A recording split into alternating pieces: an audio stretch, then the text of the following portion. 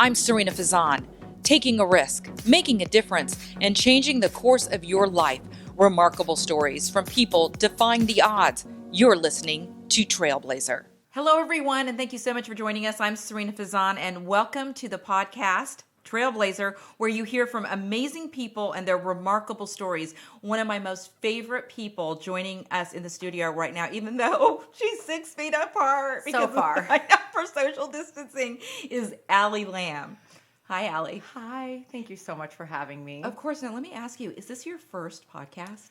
So this is actually my second podcast. My first one was done on a phone call in my car when I was severely ill with a cold and on cold medicine. So I'm really looking forward to this being like my redemption. Your redemption. My redemption and like really just my coming out for podcasts. Yes, and in a studio, In right? a studio, absolutely, not my car. So I want to first let people know who you are. You own an amazing business called Social Revelry. Yes. I wore pink today, in fact, because on your website, that's one of your colors. Yes, I love pink. Now tell us about your business. I love your story when you first talking about your story about being a little girl and attending lots of people's weddings in Las Vegas. Yeah. So I grew up in Minnesota. And my dad was well into his retirement years when I was born. He was 70 when he had me. And so he spent a lot of his time out in Las Vegas gambling. And he was a blackjack player and loved his kids. And he did not want to be without us. So he would take us out there from age, I think the first time I went out there was age 4. So we would stay what would be the Riviera and what would be the hottest hotel on the Strip, which of course is not anymore and no longer exists, but we would stay at the Riviera, and the only female staff there happened to be the event planners, or some of the dealers were female. My dad actually had a rule. He only had female card dealers. Really? He felt like they were the best luck. So, And we have to go back and talk to your dad because believe me, it did not go over my head when you said your dad was 70 years old when he had me. He had you. So we're going to go back. We are going to go back to that, folks, because if you don't mind, we'll talk to you about that. I love talking about my dad. I think, once I tell this story, you'll realize. But so he would take us out there. I spent a lot of time with the event planners and the wedding coordinators out in Las Vegas, and I just kind of got a knack for events. And, as time went on, people would ask me to do stuff on a regular basis. Hey, will you help me with this? Hey, will you help me with that? And I ended up having some kids and going through a divorce. And I thought, you know what, I'm going to try this for a business. And if I try it and it works, then great. And so I did. And 1 year turned to 2, and 2 to 3, and 3 to 4. And now here we are, at almost 7 years. And, my business is thriving and doing so well. But if you wanted me to go back to kind of how I named my business and how that came about. So as I had mentioned before. But I do want to ask you before. Yeah. And only because I love talking to you so much. I love talking to you.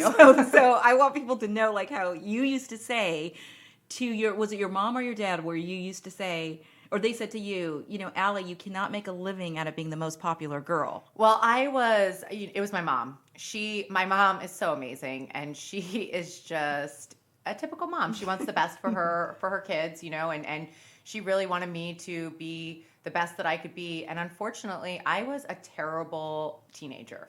I was Aren't all awful. of us. I was so terrible to the point where I finally had gotten on my mom's last nerve, and she was like, you know what? I think the best thing for you is boarding school.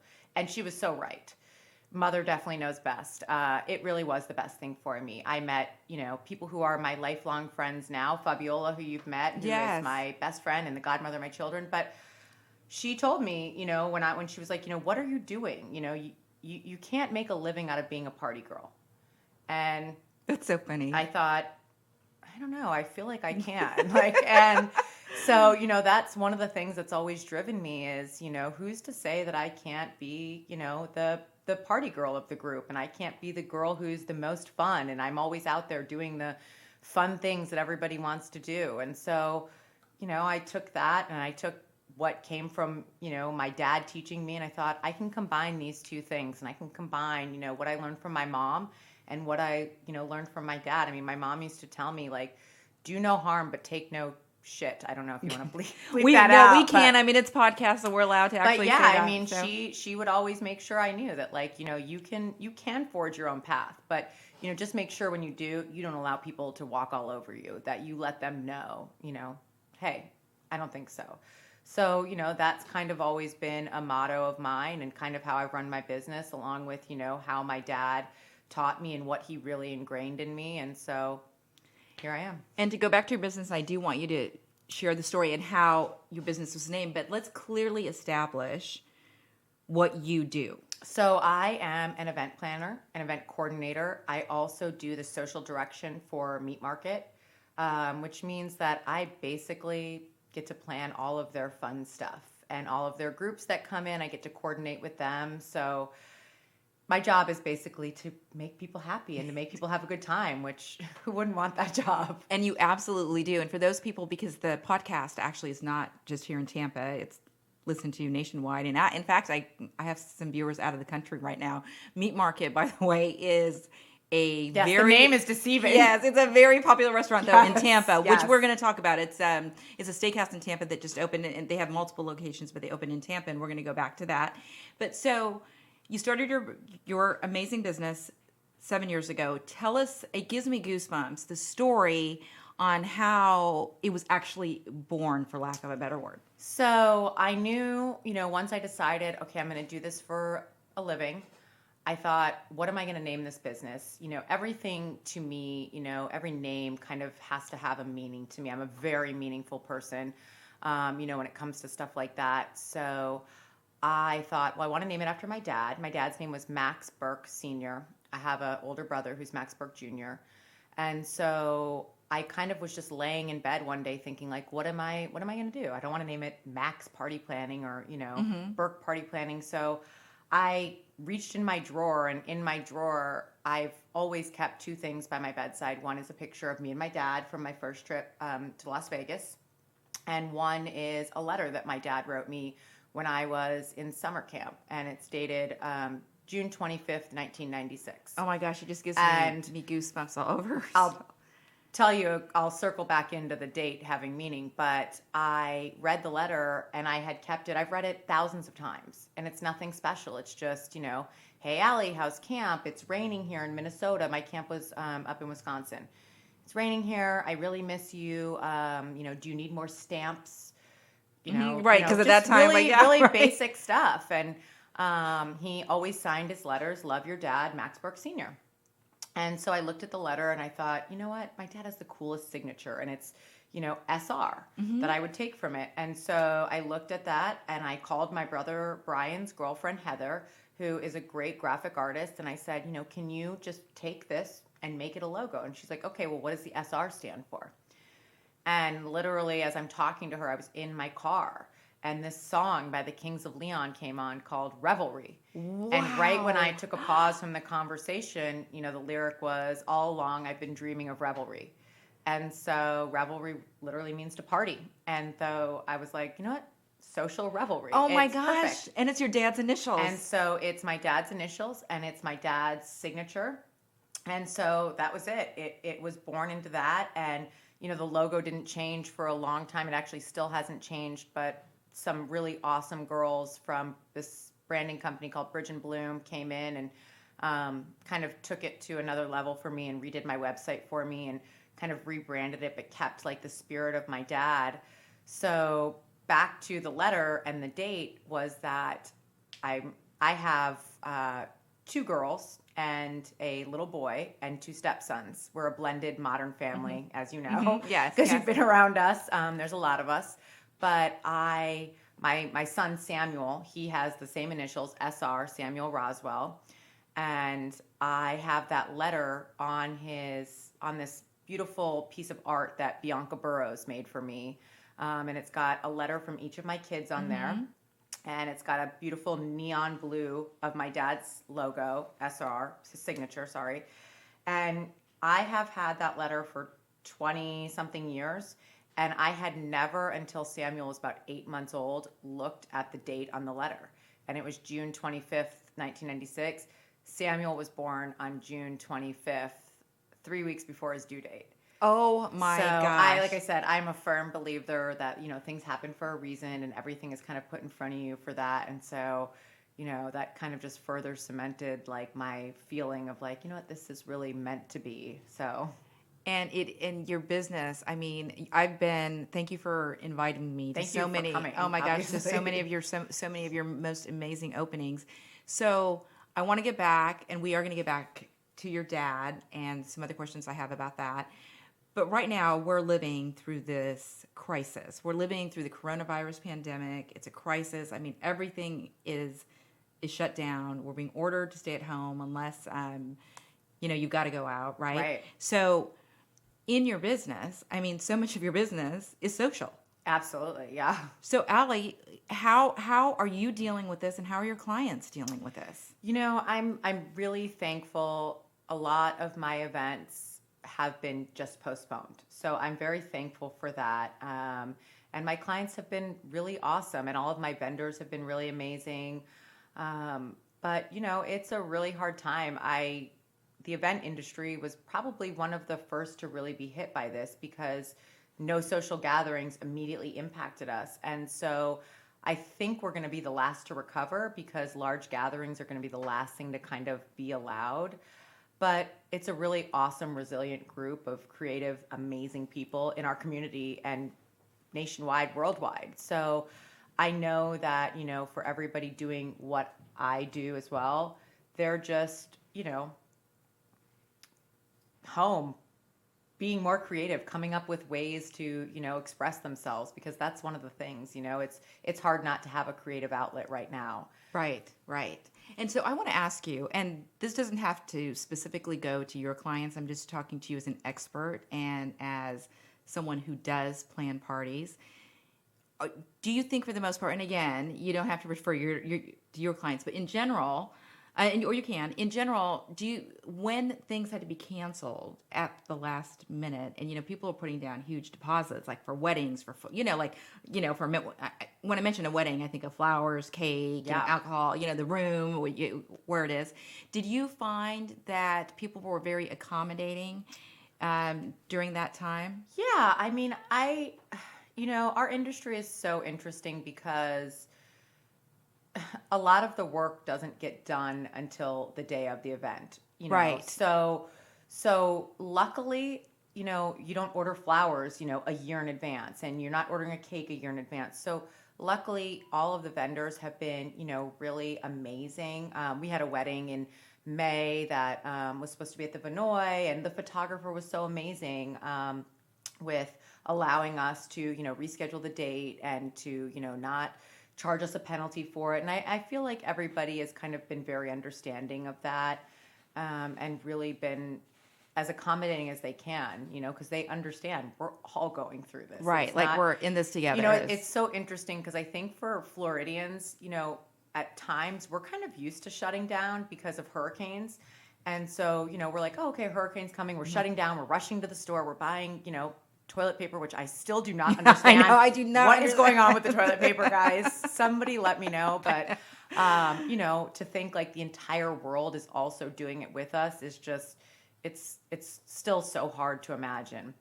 But, thankfully, everybody's been really kind, and not everybody does business like that. So it's really nice to see that, everybody's been super honorable, and those are the people that I like to do business with, period. Yes, absolutely. And I know you have a lot of clients, but speaking of brides, the one who had the wedding at the Yeah. Vinoy in St. Petersburg, Florida, how hard was it? Because you work so closely with your clients. I know. Yeah. How heartbreaking for you was it to see sharing that news? And I knew she knew, but that saying, okay, all right, we need to step back, we need to cancel your wedding. It's so hard because that date was, very important to her. And I think in general, for a bride, for a wedding date, for something as special as of a moment as that, like it's hard. I have a friend who I'm sure she won't mind me sharing, but she's also an event planner, Rena from Event Lab, and she was supposed to be getting married this weekend in Banff. And, we were supposed to fly 50 of us up to Banff. And so, on top of, impacting her career, her wedding has now been postponed. And so for her, I think she has maintained, the really most amazing, just smile on her face throughout all this, and really just been such like a rock for me as I go to her and I'm like, oh, I have to cancel this with my client. I'm canceling this. She's, had to go through it client and personal wise. So, it's hard to tell anybody, like, you have to postpone this special life moment. But I think everybody's been super understanding of it and understands that, it doesn't mean these moments won't be celebrated.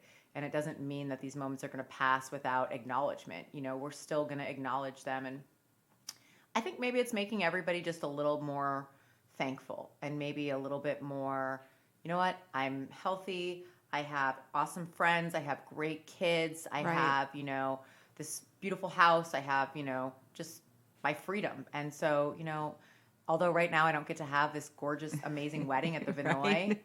I'm going to have it. And it's going to be there. And it's going to be more of a celebration because we're going to be back at it again. It really is, to your point, a reset on values. And of course, everybody deserves their amazing day. I'm not saying that, but Absolutely. No, a yeah. reset on family. We are spending more time with our families. More, it reminds me of, I was talking to my daughter about it, Sammy, and I know Yes, you have, your Sammy. my Sammy, and just talking about how, they're going to be, when they're our age, they're going to be telling their kids, Yeah. as they study it in school, Yeah. that they went through this. Speaking of that, though, with your industry, and it was very, you pointed it out well, that I do feel that you guys were hit first, and probably will be, sadly, the last to recover. Yeah. How hard will it be to financially recover? And not just you in general. I'm just talking about I'm talking about Yeah. businesses like this, because when I've had other guests on my podcast, or I've done, stories, there are two schools of thought. When they do reopen, or when we do reopen, we might have one segment of the population that's really gung-ho and ready to go out, right? Or ready to be out. But then we will probably have another segment of the population that is going to say, you know what, I'm not still, ready. yeah, I'm not ready. So what do you think the financial ramifications of that could be? I think so thankful for Florida, and I'm not, I know you've got listeners all over, but thankful for Florida. This is coming up on our slow season for events because it's so hot. So people Right. don't generally do a ton of events here. So we'll have a little bit more time to recover into fall. And I think for, our clients, that will be not a quick recovery, and they might kind of decide, okay, maybe I don't need this exorbitant thing anymore. But I feel like we are going to come back strong. And, that might mean that, everybody's got to lower their prices a little bit. And everybody's, we're not at this high that we were, before this started. And I think that everybody in this industry will really come together to still give people really awesome events. But I do think it's going to be a little while before people are saying, oh, okay, I'm going to throw a $2 million for my $2 million party for my 2-year-old's birthday party. I think everybody's going to kind of reassess, are those good dollars to spend right now? And I think that's a super fair assumption. And I think that's a very fair way to look at it. I mean, anytime I spend a client's money, I think to myself, is this really going to make an impact? Is this really going to be something that, their dollars are going to the best place in this particular event? So I think that's going to be something that people are going to really take a hard look at. And I am there for it. I'm there to support it. It's interesting that you said that, like with lowering prices, and for all of us, that's something that for people spending money, they may be more cautious. So many people have lost their jobs. I mean, we have such a high unemployment right now. So many issues to talk about. But back to you. I know the meat market is a restaurant. So for those that don't know, the meat market is a very popular restaurant in Tampa. It opened not too long ago, and the restaurant industry is really taking a beating. So talk to me about that a little bit. Do you think restaurants, and you can talk about the meat market as well. We had David Tornick, the CEO.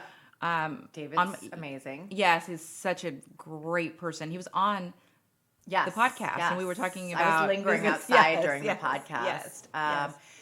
It's the hospitality industry in general, and that circles into the restaurant industry. they've really had to adjust. I mean, just before this, Meat Market did not do takeout.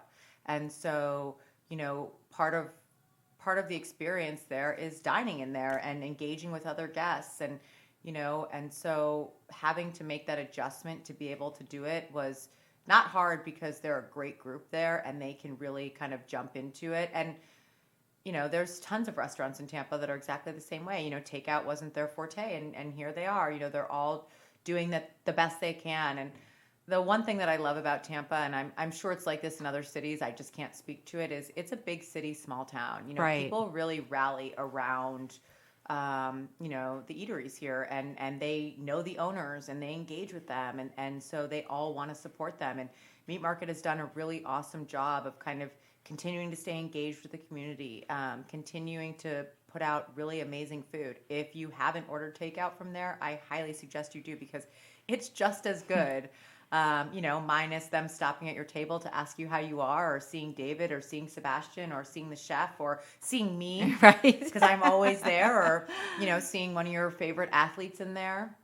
But yeah, I mean, you are missing out on the experience of engaging with others, but you're not missing out on the quality of the food and the quality of the service, because it's still there. But that also speaks to many other restaurants in Tampa that are the same way. The Chichio group, they're awesome too. And I've gotten to engage with quite a few restaurants in the last couple weeks because I got brought on to do a project with this organization called Starting Right Now, and they take in homeless youth who can't go into the system because they've chosen to leave or run away from their home, and it's usually an abusive home.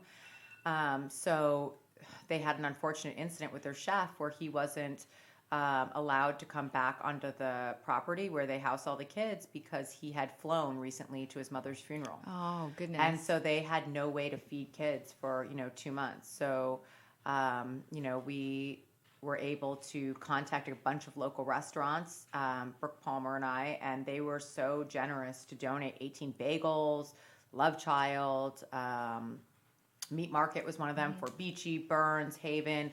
I mean, so many amazing restaurants kind of came together, and even though they were struggling, they're like, you know what? Yes, we can donate a meal for 40 kids, and we can, most certainly do that. New York Pizza, they've donated Wow. a ton of meals, Sally O'Neill's. So all local places. So I've gotten to engage with a lot of the owners, because of that, and it's been really kind of cool to see, they're adjusting to their new norm for now, which is, making takeout the best experience you could possibly have. Right. And I mean, I love Tampa, and exactly to what you said, that there's so many wonderful and amazing people, and I'm sure there's wonderful and amazing people, of course, Yes. all over the country. But we love our city. We love our city, and we can speak to our Yes. city.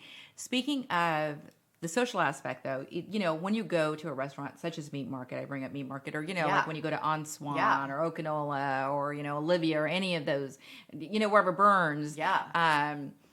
So much of it you are paying for the social aspect and the experience. And I know people miss that immensely. Do you feel, just in your opinion, do you feel that most of the restaurants will be able to recover? I think so. I hope so.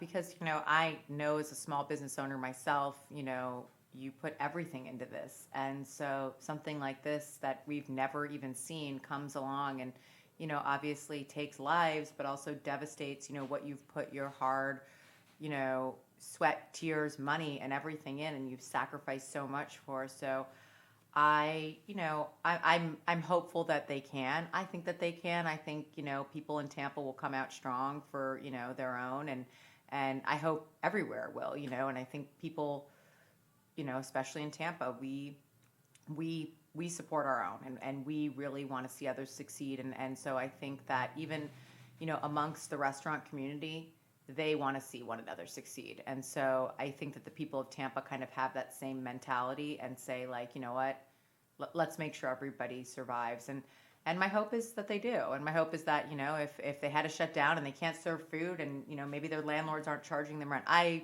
want to believe that everybody's going to do the best they can for other people. And so I hope that kind of carries over into that industry as well, because, we need them. They're a core Right. part of our community, not just for food, but for the social aspect and for, engaging with other people and meeting other people. And, it's such a huge part. I don't think people realize that. They're like, well, I was antisocial before. And I'm like, yeah, but aren't you realizing like you need to see somebody else now? Yes.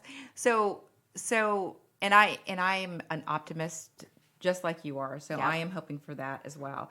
My partner and I, Tanya Cielo, just recently did a webinar with the South Tampa Chamber talking to businesses and, trying to help them get through this. Your business, striving, strong one for 7 years and many years to come. What advice would you give to business owners right now, and especially females? Ask for help. I mean, I think that's such a hard thing for people to do. I know I've talked about Rena before, but I call her every morning. And, if I'm having a hard day, and I'm like, God, this was a tough day for me. Like I had to lay off an employee, and that was hard for me because it took me so long to get to the point where I was like, yes, I can finally have an employee and she's so amazing. And so that was a hard day for me. I've had to go through it too. And I cried and I was upset. And, I have a great boyfriend who is supportive and family, but I called Rena. I'm like, what do I do? Right. What helped me with this mentally? So ask for help. I mean, there's so many people around who I feel like are willing to offer you the guidance and the help and, what you may not know about, unemployment or, can I apply for this loan or that loan? The answer is no, because the money's all been taken. I know that's we have a whole podcast. That's a whole nother podcast. But yeah, I mean, the most important thing you can do, again, I can really only speak to my own community because I know it so well, is that everybody is always willing to offer a helping hand here. And that's why I love Tampa so much, because, everybody is willing to rally around you. All you have to do is ask for the help. And if you can't figure it out, call me, ask me. I'm always happy to help anybody. And, but I don't know what this future is going to look like for everybody. I wish I had the answer of, am I going to be able to bounce back for this? My hope is that, yes, they will. And everybody will be able to come back from this. And the economy will be as strong, if not stronger than it was before. But all I can say is it helps to have a good circle of people around you to talk to. I talked to you about it. I talked to Jessica about it. So we have a lot of mutual friends. And Yes. And I'm a sharer. I'm somebody who doesn't really hide things, and I will tell you exactly what's going on in my life. Like the person who's like, hey, how are you? And I'm like, hey. And then you're not expecting the long answer you get. But, I think it's important to be able to have an outlet for it and to talk about it. So I think that's going to be the most important thing for people moving forward, is to be able to engage with other people and talk about, hey, this happened to me and what can I do? And somebody might give you great advice. No, that's great advice. Lean on others. So Yeah. I promised that we would go back to this topic. I want to go and so your dad had you when he was 70 yeah. years old. So talk to me about that. When you tell people that, are they surprised? What is their reaction? I think people are usually surprised. I think people that know me, I mean, my dad died when he was 85 on his 85th birthday on November 4th. So you were only I was 15, 16, yeah. Or you, 16? I just turned 16, yeah. So I think for the most part, when I tell people like, oh, my dad was 70, they're like, what? And then they kind of calculate my age because I look so young. Yes, you do. You look very young. No, they calculate my age that was X amount of years ago. 5 years ago. And they're like, oh, okay. They realize. And so then they're like, okay, that makes sense. But then they wonder, how old was your mom? Much younger, 30 years younger than my dad. Mm-hmm. So, yeah, I mean, I grew up, everybody thought he was my grandfather growing up. And what did that feel like to you?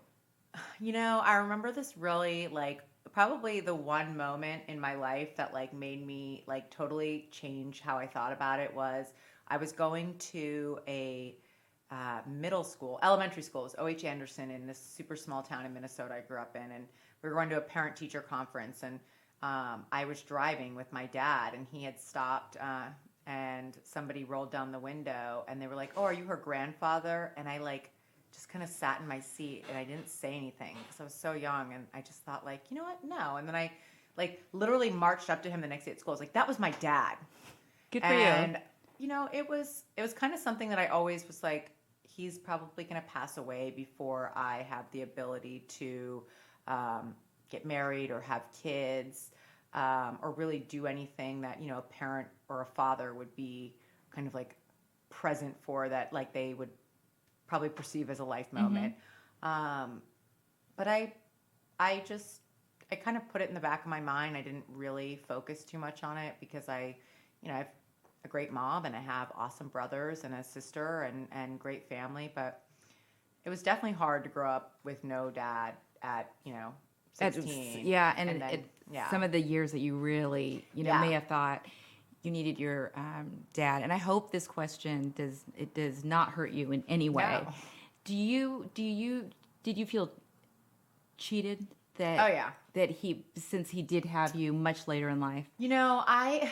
So yes and no. I felt cheated because I felt like now as an adult, looking back, I felt like I cheated myself by not engaging with my dad more about my dad he was born in 1914. When you think about all the things that he lived through that I probably now would sit down and talk to him about and be like, okay, let's talk about World War I. Let's talk about World War II. Let's talk about the Great Depression. Let's talk about all this stuff. I feel cheated in that capacity that I wasn't educated enough to ask him about it. But my dad was, and I think anybody who knew him can attest to this, just the most kind, giving, would literally give you the shirt off of his back. I mean, he was the nicest, most genuine human that I know. And he didn't even have to say anything to you. You could just sit in a room with him and, that would be enough. My girl's dad, my ex-husband, he grew up with us in Minnesota. And so he knew my dad really well. He was at my dad's funeral. And it's so great to be able to see him talk to my daughters and engage with them about my dad. And because coming from me is one thing, but coming from him, it's nice to be able to hear other people talk about him and say what he did. I mean, my dad came from nothing. He built, he really did build an American dream. He pedaled a bike and sold tomatoes. Wow. And built that up into a multi-million-dollar company, that, we sold after he passed away. But he really built something amazing. And outside of the money and everything else is the work ethic that he instilled in all of us. I mean, my brother Brent, my brother Brian, Frank, Jill, everybody, everybody has a different version of it kind of inside of them. It, doesn't mean that we all go into the office and do a 9-to-5 just like my dad did, but we all have a very different version of what his work ethic was. And I'm super proud of that. So in those moments where I do feel like, oh God, I wish my dad was here, those never go away, but I'm like, I'm so thankful for the things that he kind of drove into me and he really instilled in me because they're the core of how I do business. My dad used to tell me as a kid, he's like, your word is your bond in business and in life. And without your word, it means nothing. And so, I would do business now with that motto in mind if, it wasn't 2020 and, things were different. You needed a contract for everything. But it's a huge part of, how I do business on a handshake. And people, I think that's a lot of why my clients kind of stick with me and why they're drawn to me is that, I'm a super honorable person in that regard. You are. And, your dad's spirit lives on in Sammy. I mean, Sammy born on his birthday and your business, Social Revelry. Yeah. Allie Lamb, you are amazing. If people want to get in touch with you, what is the best way to get in touch with you? Because we are going to go back to normal. Yes, we are going to go back to normal. Actually, I the term back to normal, I've been thinking about it. I was like, I hope we keep up with this kindness and that this is not just a long forgotten thing and that everybody washes their hands a lot more anyways. But New normal. You can find me on my website. It's thesocialrevelry.com or you can slide into my DM. My personal phone number is on there. You can always shoot me a text message and I'm always there or home right now. I'm always home. Well, it was great having you on our podcast. Thank you so much for having me. Thank you so much, I can't Allie. wait till we can hug. I know, me too. And I'm such a hugger. The struggle is real. The struggle is real. Well, we are recording out of my offices here at Sky Strategic Marketing in Tampa. If you would like to share your story, you can just head to sarinafazan.media. You can also do a podcast. We love sharing stories here. We love it. Well, in closing, paraphrasing one of my favorite poets of all time, Ralph Waldo Emerson, go where there is no path and leave a trail. Just like you, Allie Lamb. Oh. Thanks for listening to Trailblazer, everyone. I'm Sarina Fazan.